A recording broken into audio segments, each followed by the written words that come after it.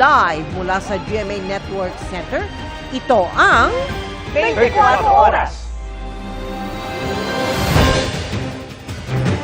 Magandang gabi po, Luzon, Visayas at Mindanao.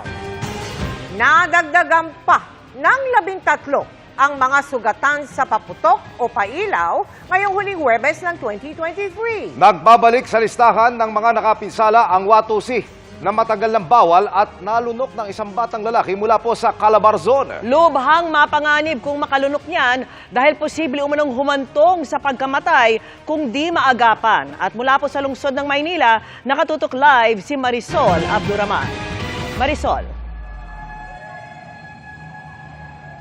Mel, Emil, Vicky, hindi tulad nung nakarang taon na 0 ang naapektuhan ng Watusi. Ngayon, may unang kaso nang naitala ang Department of Health. Isang batang 4 na taong gulang mula sa Calabarzon ang aksidente raw na nakalunok ng ipinagbabawal na watusi sa kanilang bahay. Ayon sa Department of Health, ito ang unang kaso ng watusi ingestion ngayong taon. Hindi na raw makontak ng DOH ang pamilya ng pasyente. Umaapila sila sa pamilya ng bata na ibalik sa ospital ang pasyente para mabigyan nila ng tamang medical attention. Ang mga sintomas daw kasi ng watusi poisoning, maaaring makita ilang oras matapos makalunok nito at tumagal ng ilang araw. Matagal daw ang paggamot sa poisoning at wala raw sinabi ang DOH na maaari nang pauwiin ang pasyente. Posible rin daw itong mauwi sa pagkamatay. Sabi ng Department of Health, karaniwang napagkakamalangke din ng mga bata ang watusi dahil sa itsura nito. Sa nakalipas na 20 taon, noong 2006 na itala ang pinakamaraming kaso ng watusi ingestion na umabot sa 13. Sa nakalipas na 5 taon, 1 o 2 ang naitalang kaso ng DOH ng watusi ingestion. Ayon sa mga doktor, lubhang mapanganib kung malunok ang watusi. Kabilang sa mga sangkap nito ang yellow phosphorus na nakakalason. Meron din itong potassium chlorate, potassium nitrate at trinitrotoluene o TNT. Ito ay nagiging lason pag ito ay nakarating sa ating tiyan. Nagsisimula po sila magkaroon ng reaction sa vitamin K, then magsisimula po magkaroon ng pagdurugo hanggang sa kamatayan na. Kung makakalunok ng watusi ang bata, pakainin ang biktima ng puti ng itlog. Tanggalin po yung pinaka-yellow ng itlog, sa paghiwalay lang po yung puti sa itlog. Kung ito po ay pediatric age group, painumin lang po ng mga around 6 to 8 egg whites. Okay. So ang trabaho po nito, binabind po niya yung pinaka-chemical na nalunok ng pasyente. Parang minamagnet niya yung pinaka-chemical para hindi na mag-produce ng further harm sa pasyente. Sa matanda, 9 hanggang 12 itlog naman. Wag na wag rin daw pasuksukahin ang pasyente. The more na pinapasukan natin, mas pinapakalat po natin yung chemical, lalo sa daanan po ng pagkain o yung sa esophagus po natin. Matapos mabigyan ng first aid, agad itinakbo sa ospital ang biktima para matingnan ng doktor. Ang fireworks-related injury area ng ospital handang-handa naman daw para sa posibleng pagdagsa ng mga pasyente. Ito ang fireworks-related injury area ng ospital. Dito idediretso ang mga biktima ng paputok. Ang lugar na ito ay exclusive lamang para sa mga FWRI cases. More on blast injuries kasi ito, so agapan talaga ang kailangan para ma-reserve yung pinaka-body parts. Binabantayan din ng ospital ang mga sakit na uso sa pagsalubong sa bagong taon, kabilang ang asthma, hypertension, stroke, pati ang acute gastroenteritis. Ang good news lang sa maghapon nating pagbabantay dito sa Jose Reyes Memorial Medical Center ay walang naisugod dito na biktima ng paputok, wala ring naitala sa nakalipas sa 24 oras. Nananatili namang nasa code white alert ang ospital. Ibig sabihin niyan ay 24 oras nang nakahanda ang kanilang mga doktor, mga nurse at mga hospital staff. Vicky. Maraming salamat sa iyo, Marisol Abduraman. Isa pang bawal na nauwi sa disgrasya, ang biglang pagpasok ng police mobile sa EDSA busway. Sa dashcam video, kitang napakabig ang bus dahil sa pagsulpot ng kotse ng pulis na akmang dadaan sana sa busway sa bahagi ng EDSA Santolan. Nabasag ang windshield ng bus matapos tumama sa railing. 5 pasahero rin ito ang nagtamo ng bukol at mga galos. Dinala sila sa ospital para lapatan ng lunas. Muling paalala ng Transportation Department, tanging mga otorisadong sasakyan lang ang pwedeng dumaan sa EDSA busway. Sinisikap pa naming kuhanan ng pahayag ang PNP. Nag-aalala po ang ilang pasahero na baka hindi umabot sa probinsya sa salubong sa bagong taon. Nakansela kasi ang biyahe ng ilang barko dahil sa epekto ng nagdaang bagyong Kabayan. At nakatutok si Maki Pulido. Kanselado ang alis ng 4 na biyahe ng To Go Shipping Line patungong Cebu, Cagayan, Iloilo, Bacolod, Ozamis at Palawan. Kaya nag-aalala ang ilang mga pasaherong naghahabol na makapagbisperas ng bagong taon sa kanilang probinsya. Tulad ni Sherlina, na galing pa ng Pangasinan. Ngayong gabi dapat ang alis ng sasakyang barko patungong Bacolod, pero dahil ginawang December 30, darating siya ng Bacolod gabi na ng December 31. 16 years na akong hindi nakauwi sa amin. Kaya nga excited sana ako. 2 oras pa mula Bacolod, papunta sa Escalante City, 2 oras pa. Pagdating sa Escalante City, sasakay pa ako ng tricycle. Wala na, sa daan na ako mag-New Year. Wala raw natanggap na abiso si Sherlina mula sa To Go Shipping Line tungkol sa bagong schedule. Dapat, tinawagan na sana nila na, cancel para hindi mo na ako alis doon. Wala hanggang ngayon wala. Ganyan din sa kaso ni Chocho na pauwi na ng Cebu matapos mawala ng trabaho sa Cavite. Kagabi dapat ang biyahe niya pero naging bukas ng gabi. Gutom na si Chocho na makausap namin dahil sakto lang sa pamasahe ang budget niya. Tinitiis talaga, ma'am, yung pagkain kasi wala kami budget eh. Yung sakto lang yung papunta ko dito, 50 pesos lang. Akala ko naman nga matutuloy kasi libre yung pagkain doon sa Tugo. Libre yung meals kasi nandun yun sa pamasahe namin eh. Dahil gipit ang budget, pambili ng makakain ang problema ng ilang mga pasahero. Ang iba tulad ni Wesley, nakiusap na sa staff ng To Go Shipping Line. Hindi naman kami lahat merong lahat pera. Siyempre ang pera namin para lang din sa sapat na uwi namin doon. Kahit man ang sagot ng lunch. Ang mga kanselasyon ng mga biyahe, epekto pa rin daw ng Typhoon Kabayan ayon sa To Go Shipping Line. Na-text daw ang mga pasahero tungkol sa bagong schedule ng alis ng barko. Nangako rin ng To Go na bibigyan nila ng pagkain at tubig ang mga stranded na pasahero. Sabi rin ng Philippine Ports Authority, maghahanda sila ng lugaw para sa mga pasaherong stranded sa pier.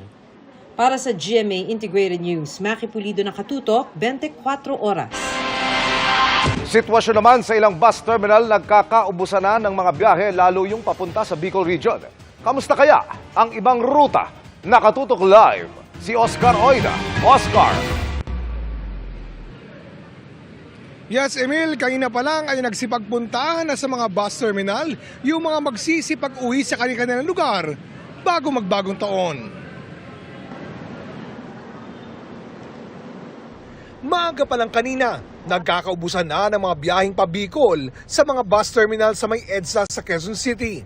Sina Rachel nga na gustong makauwi ng Naga, umaasa na lang na makapag-chance passenger dahil fully booked na ang mga biyahe. Miss na po kasi namin yung family namin kasi nag-internship po kami dito sa Manila. So gusto po namin na makasama po yung family namin ngayong New Year. Ang taga-dait namang si Aileen, pinatos na ang regular na trip pa Bicol. Sa akin po walang problema kahit ordinary or aircon. Walang problema. Kasi may emergency kasi ako. Namatay yung biyanan ko. Basta gusto ko makaalis na ako ngayon. Marami na rin kaming chance passenger na inabutan sa terminal ng Victory Liner sa EDSA Camias. Karamihan sa kanila, papuntang Tugigaraw at Isabela. Wala po kasing plan eh. Walang biglaan lang po kami ng anak ko. Kanina nga po nadudumpa ako sa likod. First time lang din po umuwi ng ganitong ng galing okasyon. Mas mahirap po palang sumakay. Mami, magantay ka lang dyan at kami makakauwi din. Pagtitiyak naman ng pamunuan ng bus company, may sapat silang bus para serbisyuhan ang mga nag-aabang ng masasakyan. May mga nakuha naman tayong mga special permit, kaya nagdagan yung mga biyahe natin. Para sa volume ng mga pasahero, itong mga chance passenger. Yan yung may mga special permit, nakakatakbo sa kanilang destination para nakakahakot din ng mga chance passenger. Kasi expected talaga natin dami pasahero. Wala pa namang siksikan sa iba pang mga bus terminal sa lugar, pero bukas sila inaasahan ang dagsa ng mga biyahero.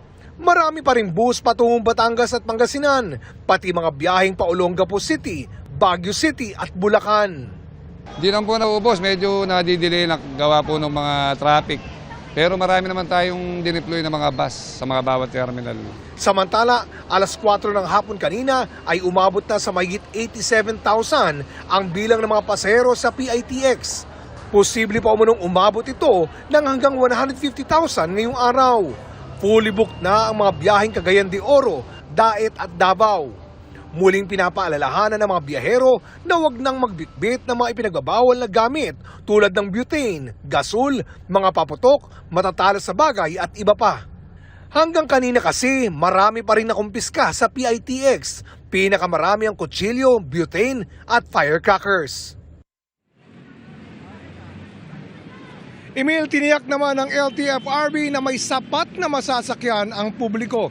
Nakapag-issue na raw sila ng mahigit 1,000 special permits para mas marami ang makabiyahe. Emil? Maraming salamat, Oscar Oida. Dahil sa tumagas na amonya, nakasusulasok na amoy ang naranasan sa isang pagawaan ng yelo sa Quezon City. Pang-apat na insidente na yan ang ammonia leak sa bansa ngayong taon. Nakatutok si Ian Cruz. Nagmamadaling nirespondihan ng mga bumbero ang tumagas na ammonia sa isang ice plant sa Fernando Poe Jr. Avenue sa Barangay San Antonio, Quezon City. Dahil delikadong malanghap, kinailangan mag-breathing apparatus suit at hazmat suit ang mga volunteer firemen. Pumalo ng 1,200 parts per million o ppm ang reading ng ammonia sa planta ng tube ice, lagpas sa 25 ppm permissible limit sa loob ng 8 oras. Dapat nga, 0 ppm talaga ang ammonia. Nagbabag kami, tas nagtowing, yung baksak ng yelo, nag-aabang kami, biglang may sumabog. Agad namang nakalabas lahat ang mga empleyadong nasa planta, maintenance at opisina nila. Ngayon lang daw nagka-ammonia leak sa planta. Lahat ng tao nakalabas, nakapatay din lahat ng mga gate bulb. Walang natitira doon na nakabukas. 30 personnel, but for now, yung nasa loob is only 13. Lahat nun is walang problema. Nasa labas po kami lahat. Wala akong nahirapang huminga doon? No. Pero kapag humahangin, tumitindi ang nakakasulasok na amoy. Matindi na naman yung amoy nung sinasabing nag-leak na ammonia, kaya pinaalis ulit yung mga tao malapit dito sa ice plant. Ang sabi naman ng BFP, matatanggal din naman yung amoy na ito, pero kailangan ng mahaba pang panahon dahil kailangan mahanginan ng husto yung area kung saan nag-leak ang ammonia. Bukod sa ice plant, ilang kalapit na establishmento ang pansamantalang huminto muna ng operasyon. Pagdating namin, sir, nangangalingasaw na akala namin, kasi amoy pangkulot yun eh. Pag naano, ganyan ang amoy. Kahit nga mga insekto, tila na bulabog ng masangsang na amoy. Mag-alas 2 ng hapon na nang bumaba sa mahigit 200 ppm ang ammonia level sa hangin sa planta. Wala naman ang leak, bukod na lang doon sa pinagmumula ng ice. So doon na lang yung merong ammonia na vapor. Pero the rest doon sa area wala na po. So ito, residue na lang po to. Malaking commercial residential ang lugar, kaya patuloy na magbabantay ang BFP Quezon City hanggang sa matiyak na ligtas na ang lugar. Ika-4 na ito sa mga naitalang ammonia leak sa bansa, kasunod ng mga insidente sa Taguig, Kasiguran sa Aurora at Navotas kung saan may isang namatay. Batayan sa datos ng GMA Integrated News Research. Sakaling mangyari sa inyong lugar, agad lumayo ng di bababa sa 100 talampakan. Alisin ang damit na na-expose sa ammonia. 15 minutong banlawan ng tubig ang mata o balat na na-expose sa ammonia. Gumamit ng supplemental oxygen kapag nahirapang huminga o magtungo sa ospital. Para sa GMA Integrated News, Ian Cruz, nakatutok 24 oras. Hindi lang sa pagsisindi ng paputok dapat maging maingat, ha? Kundi kahit sa pagbabiyahe pa lang ng mga ito para iwas disgrasya. Alamin na natin ang latest sa fireworks capital ng bansa. Mula sa Bocaue sa Bulacan, nakatutok live si Chino Gaston. Chino? Mel, ilang araw na lang magbabagong taon na kaya naman dagsa ang mga mamimili ng paputok dito sa tinaguriang fireworks capital ng bansa sa Bocaue, Bulacan. 5 taon na mula ng aksidenteng magliyab ang tricycle na ito sa Bocaue, Bulacan matapos kumiskis at mainitan ang mga karga nitong kwitis hanggang tuluyang pumutok. Bago niyan, meron ng batang nasawi sa pagsabog ng isa pang tricycle sa Norzagaray, Bulacan dahil naman sa paputok na hinihinalang dumikit sa mainit nitong tambutso. Para maiwasan ang mga ganitong pangyayari, kabilang ang tamang pagbibiyahe ng mga paputok sa ipinapaalala ng mga otoridad sa mga namimili ng paputok at pailaw sa Bukawi, Bulacan. Marami pa naman sa kanila ang dumayo pa at nagkakarga ng paputok sa kanilang mga sasakyan. Ang iba nakamotorsiklo, tricycle o di kaya nagko-commute lang. Ingatan lang yung pagtransport na hindi mahulog or nasa labas, mainitan or mabasa. Lalo na yung mga maulanan, yun ang mga nagko-cause ng spark pag natuyo, kusang puputok mga yan. Maski mga nagtitinda, inaayos na ang mga paputok bago pa iabot sa mga namimili. May sasakay naman po sa van, sa likod naman po namin nilalagay. Tapos may mga karton din para hindi sila mainitan. Sa dinainitan, okay. Safe na yun. Hindi magkokos. May dala kaming tuwalya talaga para itatabo namin sa may likod lang sa may namin. Hindi sa compartment sa likod talaga namin mismo para nakikita rin namin talaga. Namahagi rin ng pamphlet para sa iba pang pag-iingat. Bukod pa ang pagtitiyak na ligtas ang mismong pwesto ng nagbebenta ng mga paputok. Alinsunod sa safety standards ng BFP, may kanya-kanyang fire extinguisher ang bawat stall at mga drum ng tubig at buhangin sakaling mangyari ang hindi inaasahan. Bawal siyempre manigarilyo sa compound ng stalls para di maulit ang mga pagsabog at sunog na nangyari sa mga pwesto ng paputok sa Bukawi noong bisperas ng taong 2008 na tumagal noon ng 1 oras at ikinasugat ng 7 tao. May mga nakaantabay ding fire truck, ambulansya at mga bombero't pulis sa lugar. At kahit ligtas na maibiyahe ang nabili, paalala ng Health Department, ingat din sa pagsindi ng mga ito kahit pa yung legal. Sa mga naitalang fireworks-related injuries na abot 90 na, hindi raw nagkakalayo ang pinsalang dulot ng legal at illegal fireworks. Matindi po ang paalala, mga kapuso, ng ating mga otoridad sa pagsalubong sa bagong taon. At tila marami kasi ang excited na magpaputok sa pagsalubong ng bagong taon kung dami lamang ng mamimili ang ating pagbabasihan. Mel. Maraming salamat sa iyo, Chino Gaston. 3 araw bago ang deadline para sa consolidation ng mga PUV, maghain ng extremely urgent motion sa Korte Suprema ang ilang grupo para pigilan ito. Pero ang Transportation Department nanindigang mananatili ang deadline at nakatutok si Salima Refra. Nagpasaklolo na sa Korte Suprema ang iba't ibang transport groups at civil society organizations laban sa nakaambang deadline para sa consolidation ng mga prangkisa para sa PUV modernization sa araw ng Linggo.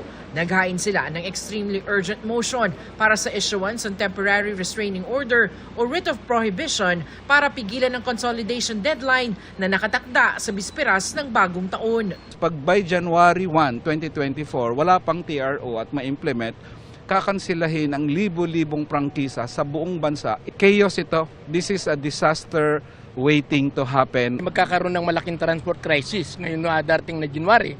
At alam natin yan na ang maepektuhan niya na hindi lamang yung kabuhayan ng mga driver at mga operator, kundi mismo yung ating economic sapagkat saan sasakay yung ating mga mamamayan. Pinakukomento naman ng Supreme Court sa naunang petisyon ng mga grupo ang mga respondent na Department of Transportation at sa Secretary Jaime Bautista at Land Transportation, Franchising and Regulatory Board at si Chairman Teofilo Guadis III.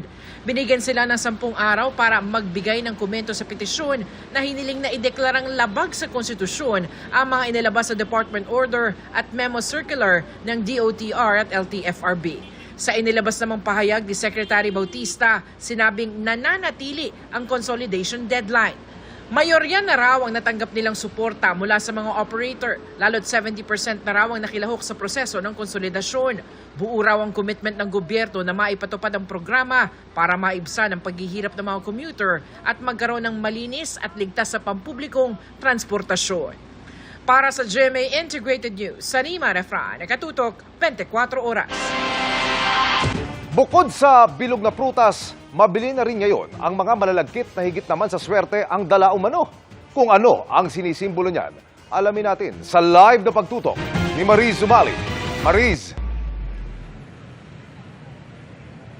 Emil, it's that time of the year na naman, ika nga, na mas mabenta na muli ang mga pagkaing matatamis at malalagkit para ang pamilya buong taon din daw sama-sama at dikit-dikit. Galing Pandasmariñas, Cavite ang pamilya Hopelos para mamili ng mga tikoy at mooncake rito sa Binondo. Panregalo raw sa mga kapitbahay at panghanda na rin sa medianoche. Yung matamis para magsama ng nagmamahalan, matiwasay, tsaka malagkit, di ba po? Para magkasama na hindi magkahiwalay din. At marami pang ganyan ang paniniwala. Para magsama-sama po. Hindi po kami nag-iwalay. Pati nga magbabarkada, bukod sa tikoy, pasok din sa kanila ang butchi.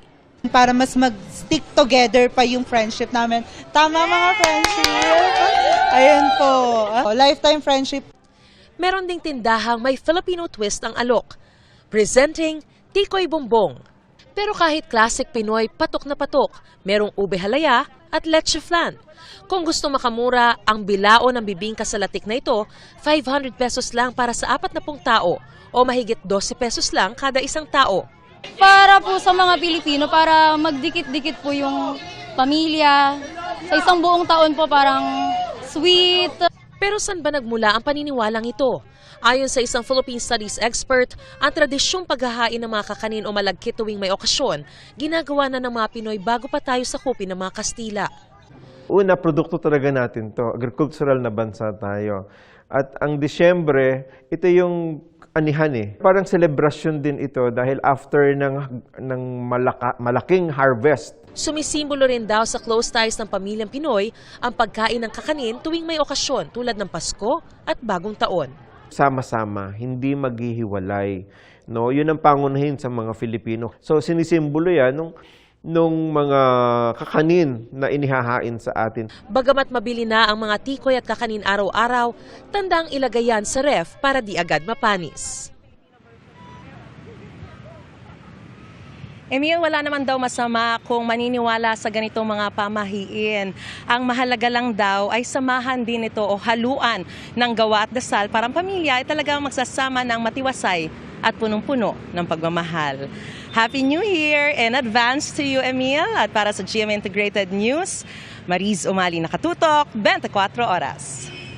Maraming salamat, Mariz Umali. Pantaboy umano ng malas ang ingay ng bagong taon, pero sa mga alagang hayop, stress ang dulot niya.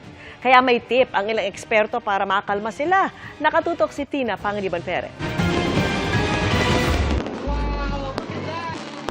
Makulay, maingay, at nakakaaliw panoorin. Pero hindi para kay Gray, ang 2-year-old na alaga ni Eduardo Palting. Takot siya sa paputok. Nanginginig siya and then parang ayaw niya kumain, ay stress. Kasama si Gray sa ilang rescue dogs at house pets na rumampa sa isang mall sa Quezon City para mangampanya laban sa mga paputok. Sabi ng Philippine Animal Welfare Society o POS at ng isang eksperto, hindi lang masama sa kalikasan ng mga paputok, masama rin sa kalusugan ng tao at hayop. After ng New Year festivities, may diarrhea yung pet nila, may anxiety, minsan hindi kumakain. It's torture to them. The smoke, the toxic gases produced from the fireworks in the same way that they affect humans, no, they can also affect dogs. Especially certain animals, mas malakas po silang mag-breathe or mag-intake ng hangin as compared to people. For humans, we're able to hear up to 20,000 hertz. Dogs are able to hear up to 60,000 hertz. So the impact of the loud noise is even much stronger, especially for certain animals. And in the same way that in humans, it can trigger, manifestations of stress, mental health problems. For certain animals, it can manifest as some sort of post-traumatic stress disorder. Imbes na magpaputok, pwede naman daw magpatunog na lang ng mga kaldero at torotot pero malayo sa ating mga alaga. Pwede ring balutin ang ating mga alaga sa calming wrap o anti-anxiety wrap. Tela lang. So you wrap nyo lang po in front of the chest of your dog. Tapos gagawa po tayo ng crisscross sa kanyang nape area. And then i-wrap sa kanyang chest. And then crisscross po ulit. And then ending sa kanyang back, middle back. And then pwede nyo na po siyang ibuhon. Bago rin magputukan, Ilakad o paglaruin na ang inyong mga alaga para pagod at kalmado na sila pag sinindihan na ang fireworks. Huwag na rin daw silang palabasin ng bahay. We have to keep our home escape-proof. Kasi syempre, hindi nila naiintindihan kung bakit po may ingay. To them, parang bakit nagwawala yung mga tao sa paligid ko. They become distraught. Pwede ring ilagay ang inyong alaga sa isang tahimik na kwarto at patugtugan nito ng pampakalmang music. Kung pwede, buksan din daw ang ating mga tahanan sa stray animals kahit pansamantala para meron silang masisilungan pag nagpuputukan na. Hindi nakakatuwa na nagpapaputok tayo, naghahagis ng paputok sa mga animals, lalo na doon sa mga strays. Para sa GMA Integrated News, Tina Panganiban Perez, nakatutok, 24 oras. Nabulabog ang ilang tauhan at customer sa isang bangko sa Quezon City nang sumalpok at dumire-diretso sa loob ng bangko ang isang SUV. Live na tinutukan yan ni Mark Salazar. Mark? Mel, inaabangan natin yung official report mismo tungkol dito sa insidenteng ito mula sa otoridad. Pero Mel, base sa mga nakalap na mga barangay chairman ng Barangay Greater Lagro at Barangay Pasong Putik na naunang rumisponde rito, alas 5 ng hapon nang magdiri-diretso raw ang isang SUV hanggang sa loob ng branch ng isang bangko nga dito sa Barangay Pasong Putik. Yan na nakakasakop dito sa Quezon City. Banking hour pa noon, kaya ang bangko ay may mga tao pa sa loob. At ayon sa mga barangay chairman na ito, 6 ang kanilang nakitang nasaktan at isinakay sa mga ambulansya. Itinakbo sila agad sa pagamutan, sa Tala daw yung iba, Tala Hospital, ang iba naman ay sa Commonwealth Medical Center. At inaalam natin sa ngayon ang kanilang kalagayan. Ayon pa rin sa mga barangay officials, kabilang sa nasaktan ang ilang bank employee mismo, isang security guard yung nakita nilang isinakay sa ambulansya at ilang kliyente ng bangko. Ang driver ng SUV kasama ang kanyang misis ay mga kliyente rin na paalis na raw sana ng bangko at paatras na kung bakit naman umarangkada pa. Nasa kustodiya na ng pulisya ang driver at patuloy na iniimbestigahan ang insidenteng ito at kung paano nangyari. Mel. Maraming salamat sa iyo, Mark Salazar. Buhay na buhay at napuno ng kulay ang isa sa pinakamalaking ilog sa bansa sa pagparada ng makukulay na bangka sa Cotabato City. Ano kaya ang napakahalagang kwento sa likod ng fluvial parade na ito? Kuya Kim, ano na? Umagos kamakailan ng kasiyahan, kultura at kasaysayan sa second largest river system sa ating bansa, ang Rio Grande de Mindanao, sa paglayag ng makukulay na bangkang ito na kung tawagin, Ginakit. Ang Ginakit Fluvial Parade, isa sa mga highlight ng taunang Sheriff Cabunsuan Festival sa bayan ng Cotabato. Meron tayong isang big boat, yun po ang boat ng Office of the Chief Minister ng BARM. 12 medium boats, kasama po doon yung boat ng LGU Cotabato. 85 small boats ng mga barangays, ng mga different line agencies po dito sa BARM. Isa sa mga nagdisenyo ng mga ginakit, si Muhammad. Marami po kami kasi medyo matagal din po itong ginagawa. Ang nagbigay buhay sa disenyo ni Muhammad, ang iba't ibang tela mula Mindanao na pinalamuti sa mga bangka. Ang mga material po ay tinatawag nila mga pandalan, sambulayang, saka iba pang mga tela. Abutin po ng 1 linggo po ang paggawa nitong ginakit. Pero alam niyo ba na ang paglayag ng mga ginakit sa Cotabato City hindi lang basta isang selebrasyon. Paggunita kasi ito sa isa sa pinakaimportanteng yugto sa kasaysayan ng ating mga kapatid na Muslim sa bansa. Kuya Kim, ano ang ginugunita sa Ginakit Fluvial Parade? Kuya Kim, ano na? Ang ginakit nagmula sa salitang Magindanaoan nang ibig sabihin a convoy of boats. Ang paglayag ng mga ginakit sa Rio Grande de Mindanao tuwing Disyembre, pagkunita sa pagdating ng Arab missionary na si Sharif Muhammad Cabunsuan sa Mindanao at ang pagpapakilala nito sa relihiyong Islam sa lugar, mahigit 500 taon na nakakaraan. Sa taon-taong paglayag ng mga ginakit, hangad ng lokal na pamahalaan ng Cotabato City na maging daan ito para mas makilala pa lalo ang napakakulay na kultura at kasaysayan sa Mindanao. Sa pamamagitan ng pagdiriwang nito, nagbibigay tayo ng halaga sa mga yaman ng kultura ng Mindanao at nagtataguyod sa pag-unlad ng aspeto ng pagkakaisa at pag-uunawa. Laging tandaan, importante ang may alam. Ito po si Kuya Kim at sagot ko kayo 24 oras.